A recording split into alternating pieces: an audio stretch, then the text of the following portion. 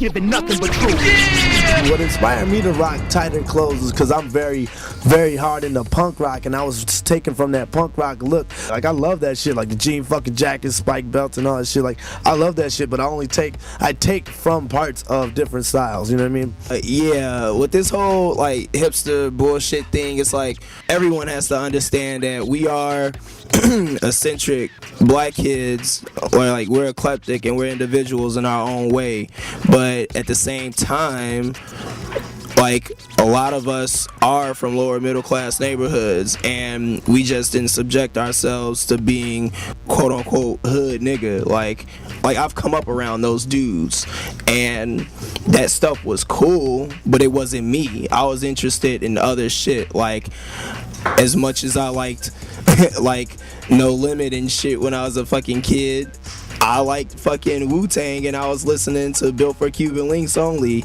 and Hyro and NWA and like just like all classic shit. Like, me and this dude been breaking since fucking high school. We were a part of that shit, and we still are. Hollywood, he was coming out here going to freestyle session. We was going to Break Atlanta and Scribble Jam and Pro-Am and like all this like quote unquote backpack shit. So it's just like when those hip hop elitists like want to label us hipsters and shit, and it's just like, fuck you, like that's not us. Like they get that term twisted for like these eclectic black kids that don't dress the norm. Like, those kids are hype beasts, like, because they buy that shit, and it's just the look with them. Like, substantially, we are the people we dress.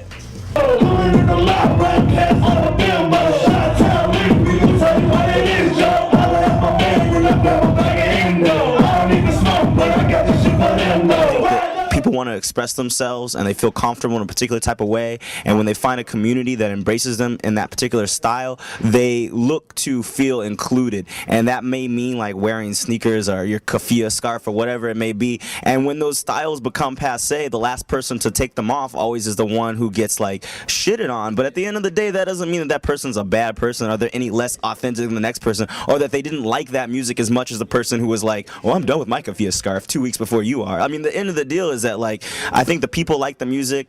There's a culture and a scene that's surrounded by it, and there's controversy because there's a new wave that's passing through. There's a lot of talk, I think, on blogs and it's on the internet about like who's real and who's not, and who's a fad and who's just like being like a fashion like geek or whatever it may be. I think that people who are like trying to like bring up discussions and talk about that are missing the point. If you want to talk about something, talk about the music. You know what I mean? Don't talk about people's fan base. I mean,